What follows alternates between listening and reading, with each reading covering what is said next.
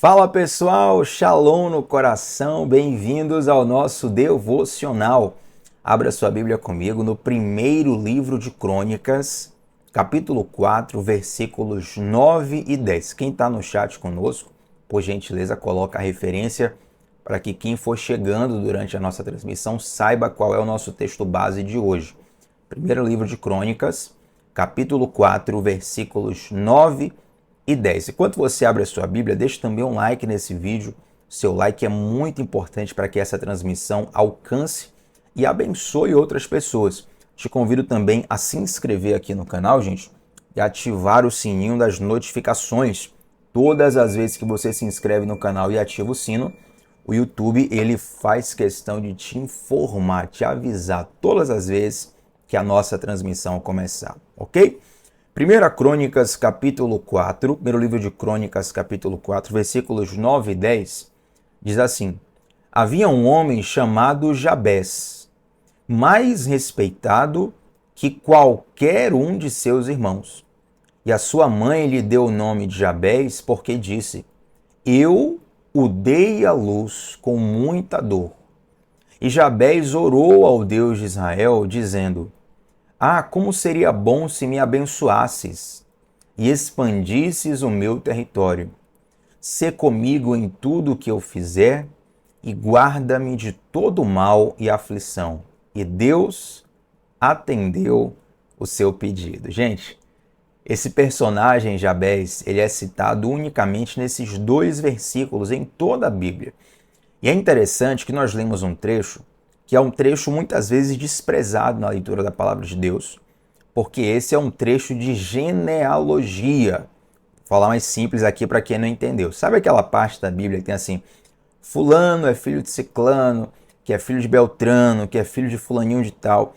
Essa sequência de nomes trata-se de uma genealogia, né? Você tem ali a relação, o registro das gerações, da descendência daquele determinado povo.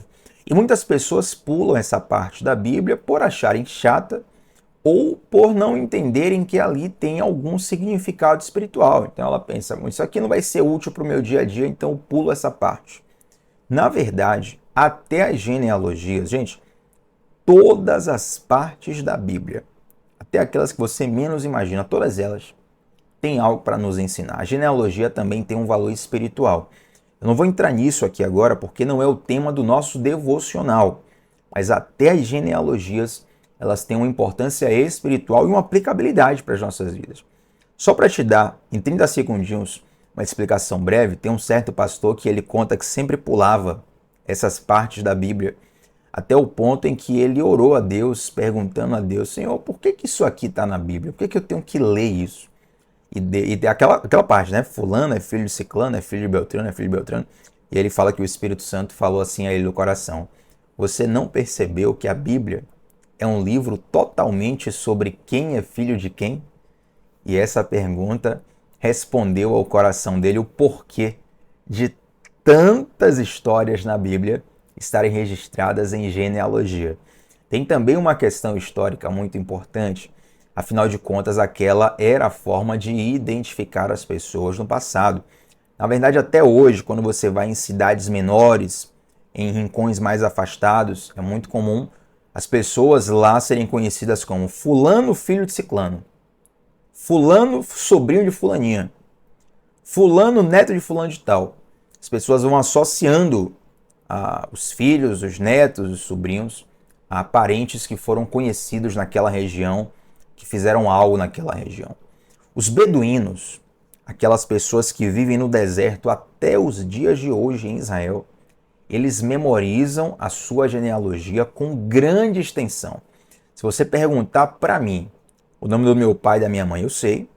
O nome dos meus avós completo eu não sei, mas eu posso dizer o primeiro nome de cada um dos meus avós, os pais do meu pai e os pais da minha mãe. Mas se você me perguntar o nome dos meus bisavós, eu acho que eu nunca ouvi na vida. Eu nem faço ideia de qual seja o nome dos meus bisavós. Aqui no Brasil, salvo algumas famílias mais tradicionais, o brasileiro ele não tem esse costume de valorizar a sua raiz, a sua árvore genealógica. No deserto, isso poderia ser a diferença, gente, entre a vida e a morte. Vou te explicar. Os beduínos, eles muitas vezes encontram pessoas desconhecidas ali no deserto, e o fato deles terem uma conexão com um parente antigo fazem com que o desconhecido o ajude, dê casa, dê água, dê hospitalidade, possa prover proteção e suporte para ele naquele momento. Então, quando eu sei apenas o nome do meu pai e da minha mãe, só tem duas pessoas vivas que nasceram do meu pai e da minha mãe. Eu e minha irmã de sangue. Então, note que é uma quantidade de pessoas extremamente limitada. Se eu for aqui ampliar para os meus avós, né, aí eu já vou encaixar os meus primos por parte de pai, os meus primos por parte de mãe. Já tem aí um número de pessoas bem maior. Imagine aí, se você puder associar debaixo do mesmo teto pessoas pertencentes a 10 gerações, por exemplo. Então, a possibilidade de você encontrar naquela região pessoas que estavam conectadas a você através de um descendente anterior, isso fazia com que você oferisse hospitalidade, oferisse proteção, pudesse fazer alianças naquela região. Então, por isso que a genealogia é muito citada em diversas partes da Bíblia. Agora, dita essa curiosidade teológica, você vai observar que o capítulo 4, tanto nos versículos anteriores e posteriores, ele vai fazendo esse ritual que a gente acabou de explicar aqui. Fulano é filho de Beltrano, que é filho de Beltrano, que é filho de Beltrano. Mas nos versículos 9 e 10, o escritor faz questão de parar, falar desse homem chamado Jabés. Ele cita uma observação da vida de Jabés e continua a genealogia normalmente. Por que que esse homem teve destaque a ponto de alguém parar de fazer a genealogia e adicionar uma observação sobre a sua vida? E o texto nos diz que Jabés, ele tem esse nome porque a mãe dele teve um parto muito complicado, um parto com muito sofrimento. Não sei se é o caso de alguma mulher que está nos assistindo aqui, que teve um parto onde ela correu risco de morte. Alguns partos acabam sendo um pouco mais complicados. Então Jabés recebe esse nome, e esse nome dele significa sofrimento, muita dor. A mãe teve uma memória de quase morte no nascimento dele. E o nome naquela época não tinha só o valor estético, gente. A maioria das pessoas hoje colocam o nome dos filhos, muitas vezes por um valor estético. Eu gostei desse nome, um nome bonito. Às vezes é o nome do meu cantor favorito, do meu jogador favorito, daquele personagem da história que eu gostei, e replica o nome no filho como uma homenagem. Porém, naquele tempo, o nome carregava um profundo simbolismo, uma profunda conexão com o destino da pessoa. O nome era como se fosse um estigma da pessoa. Tanto é que, se você for ver na Bíblia, alguns personagens, Deus muda o nome deles. Nós podemos lembrar de Abrão tendo o nome mudado para Abraão, Sarai tendo o nome mudado para Sara, Jacó tendo o nome mudado para Israel, e assim por diante. Alguns personagens tiveram seu nome mudados pelo próprio Deus. Agora, gente, Jabés, que teve esse nome intitulado como sofrimento, ele carrega esse estigma de sofrimento na vida dele. A Bíblia fala que ele foi mais respeitado do que qualquer um dos seus irmãos. Por que que acontece isso com ele? Porque ele faz uma oração a Deus. Eu quero te dizer que por mais que haja um estigma, uma sentença sobre a sua vida de sofrimento, Deus pode mudar a sua história. Não existe, nunca existiu e nem vai existir uma história que Deus não possa mudar. Eu fiz um devocional recentemente, algumas semanas atrás, sobre maldição hereditária, né? E nela eu expliquei sobre como o poder do sangue de Jesus nos faz sair de um ciclo vicioso para um ciclo virtuoso. Então, por mais que haja uma maldição na sua vida, por mais que haja uma crença limitante no teu pensamento, por mais que haja um sentimento paralisante que acorrenta a tua alma e o teu coração, existe um Deus que pode mudar a sua história. E Jabés faz uma oração a Deus, ele pede a Deus que o abençoe, que expanda o território dele. Ele pede a Deus que Deus fosse com ele em tudo que ele fizesse, pede a mão de Deus, o favor de Deus. E ele pede também para que Deus o guarde de todo mal, de toda aflição. O versículo 10 diz assim, ó, e Deus atendeu atendeu o seu pedido. Gente, nós devemos confiar em Deus, mesmo quando todas as circunstâncias parecem contrárias. Às vezes você sente que nasceu na família errada, que nasceu no tempo errado, que nasceu na situação, na circunstância errada. Eu quero te dizer que muitas vezes Deus permite que você esteja num cenário de improbabilidades para que as digitais dele fiquem claras no processo. Quando você já nasce numa condição muito favorável, as pessoas acabam atribuindo glória a você. Mas quando a sua condição é muito desfavorável, elas conseguem ver o agir de Deus na vida delas. Por exemplo, lá na história de Gideão, que nós já falamos aqui em alguns devocionais, Gideão ele recebe um chamado de Deus para levantar ali um exército que vai lutar contra os midianitas. E Gideão, quando ele convoca o exército, a Bíblia fala que ele consegue recrutar cerca de 30 mil homens. E Deus pede para que Gideão vá diminuindo esse número conforme alguns critérios. E a primeira justificativa que Deus fala é o seguinte: Gideão, se vocês batalharem com 30 mil homens, eu vou dar vitória a vocês. Porém, vocês vão dizer que a glória é de vocês. Vocês vão dizer que venceram porque são muito numerosos. Então Deus começa a dar algumas diretrizes a Gideão. Ele diminui o exército que cai de 30 mil, gente, cai para 300 homens. E ele vai enfrentar com 300 homens um exército de midianitas que era de quase 30 mil homens. Imagine, 300 contra 30 mil. Para um grupo de 300 ganhar uma batalha contra um exército de 30 mil só pode ser a mão de Deus, entende? Então, muitas vezes, o Senhor Deus permite que você habite em cenários completamente desfavoráveis. Você fala, Deus está contra mim. Deus não está me ouvindo. Deus não está em meu favor porque está tudo dando errado. Mas muitas vezes é o cenário que Deus está preparando para que quando o milagre aconteça, você possa glorificar a Deus. E não só você, mas as pessoas ao teu redor, as pessoas que tiverem acesso à tua história, elas vão glorificar o nome do Senhor. Porque elas vão perceber as digitais de Deus na sua história. Não é verdade, gente? Para nós fecharmos o nosso devocional aqui, eu quero compartilhar uma terceira lição, que é o fato de que buscar a vontade de Deus nas nossas vidas, ela é crucial. Perceba que Jabez, através da oração, ele traz a influência de Deus para a história dele. Dentre muitas lições que eu compartilho quando eu dou aula sobre oração, é o fato de que a oração traz a intervenção de Deus para as nossas vidas. Não é verdade?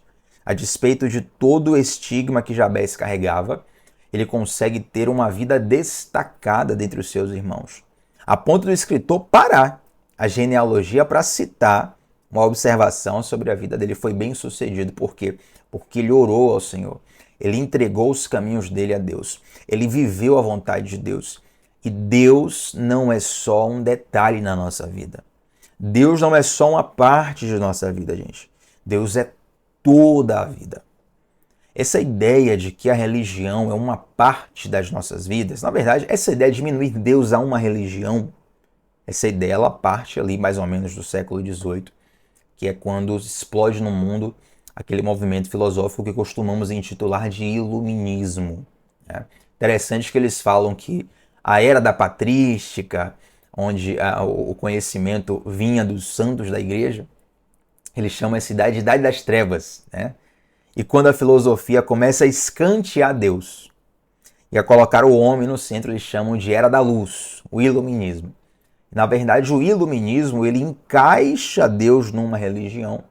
E é por isso que muitos de nós hoje compartimentamos a nossa vida e achamos que a nossa vida espiritual é algo que só existe no domingo, no culto que nós vamos uma vez por semana. Mas na verdade, Deus ele não é só um detalhe em nossa vida. Deus é toda a nossa vida. Gente, olha, ouça uma coisa.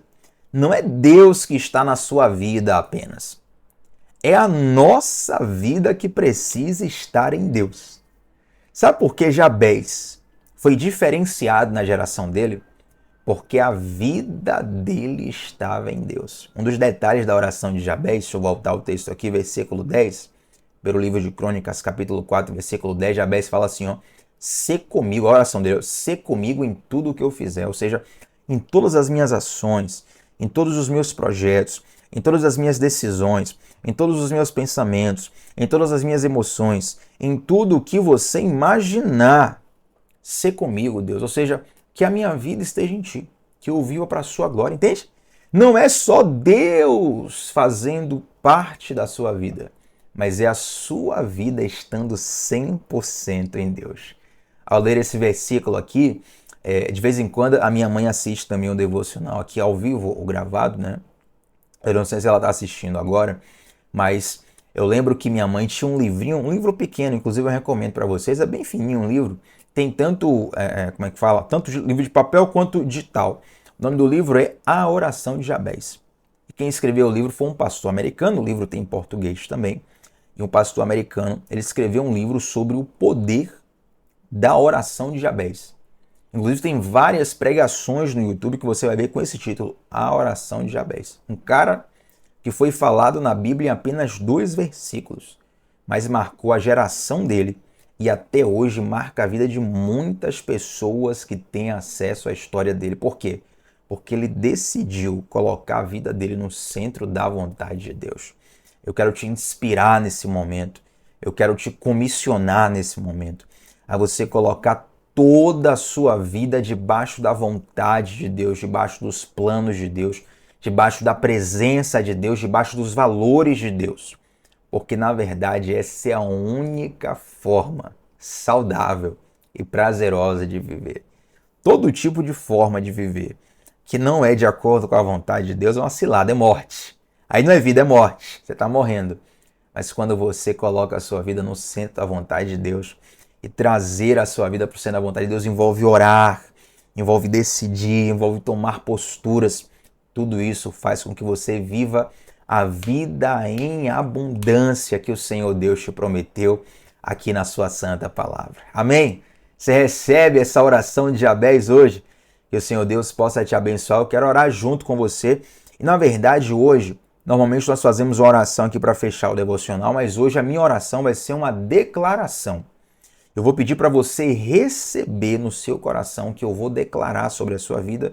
Eu vou declarar exatamente a oração de Jabez sobre a sua vida nesse momento. Vou falar daqui, você vai receber daí, vai dizer amém. Se for possível, eu sei que tem gente que, por exemplo, nos assiste dirigindo, então não tira a mão do volante. Mas se for possível, levante suas mãos em sinal de recebimento e receba essa palavra profética sobre a sua vida. Agora eu vou recitar a oração de Jabez.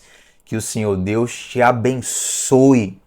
Que o Senhor Deus expanda o teu território, expanda a sua influência, expanda o seu alcance. Que o Senhor Deus seja contigo em tudo que você fizer. E que o Senhor Deus te guarde de todo mal e de toda aflição, em nome de Jesus. Amém, gente? Que o Senhor abençoe profundamente a cada um de vocês. Deixa um like nesse vídeo, o seu like ajuda muito para essa transmissão alcançar e abençoar mais pessoas ainda. Deixa um comentário aqui sobre como essa palavra ministrou ao seu coração e permaneça conosco de segunda a sexta, 7h30 da manhã, sempre começando o dia mergulhando na palavra de Deus. Você me encontra no Instagram, @tbatista8. Shalom no teu coração. Até a próxima. Tchau, tchau.